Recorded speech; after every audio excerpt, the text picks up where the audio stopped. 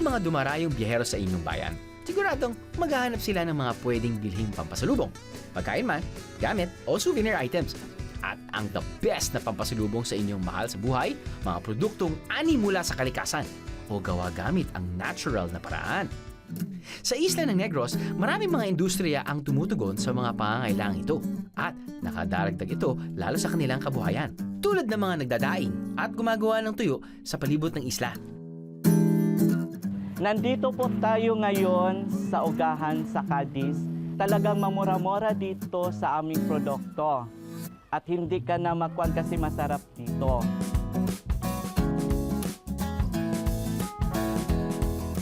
Kung babiyahe sa kayo ng eroplano at nag-aalala kayo sa amoy, huwag mag-alala. Babalutin nila ng maayos sa mga pasalubong para siguradong hindi mangangamoy sa biyahe ang mga ito.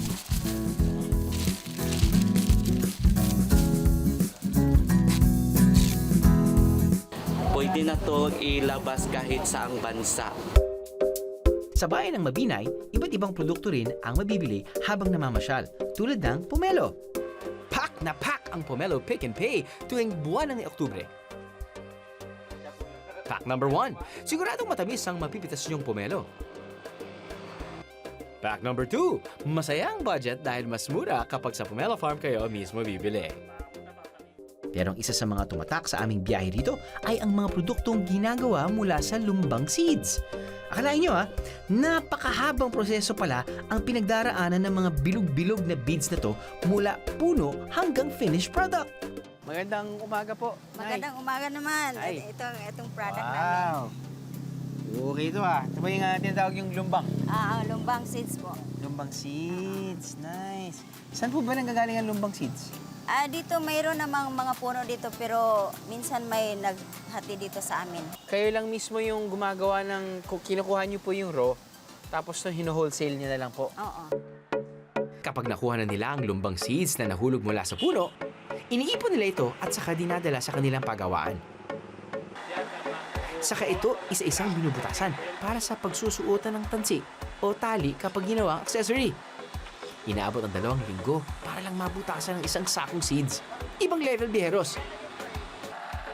Pagkatapos mabutasan ang bawat seed, kinakailangan matanggal ang laman nito sa loob. Ang dami pala niya Ganito na siya. Parang lumalambot na yung laman sa loob. Okay. Isa-isang lilinisin ang mga buto at saka ito patutuyuin. Kapag natuyo na, maaari na itong tanggalan ng balat.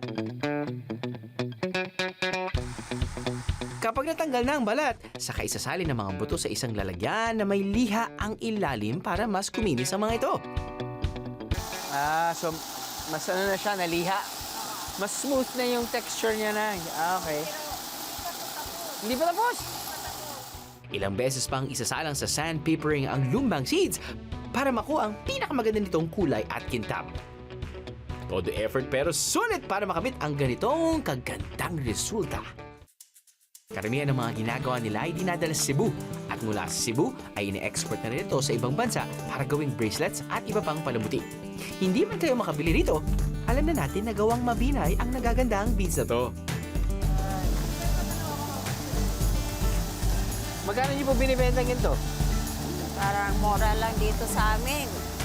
Isang piraso, 1 piso lang. Isang piraso, 1 piso. Para siyang buto ng sampalok. Parang ganun na.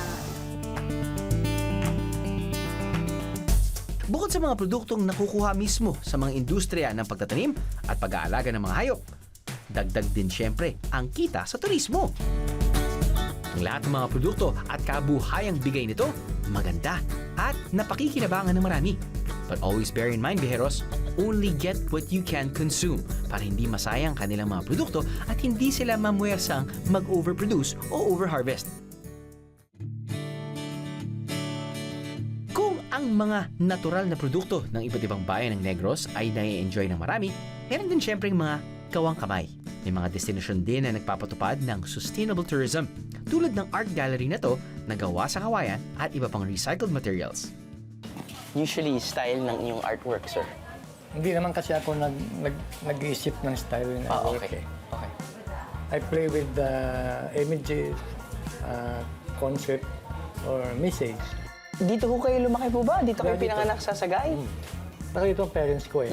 I grew up doon sa pabrika. Pero Sagay pa rin siya. Sagay din siya. Napunta ako dito dahil ito talaga ang family ko, saka dito talaga yung Opo. father ko. And then, dito naliligo, hanggang sa naka-acquire ako, nag-rent muna ako ng isang space. Ito ngayon, ibang series ko ngayon eh. Parang gusto ko yung pangit, gaganda siya. Opo. Kaya ginukulayan ko.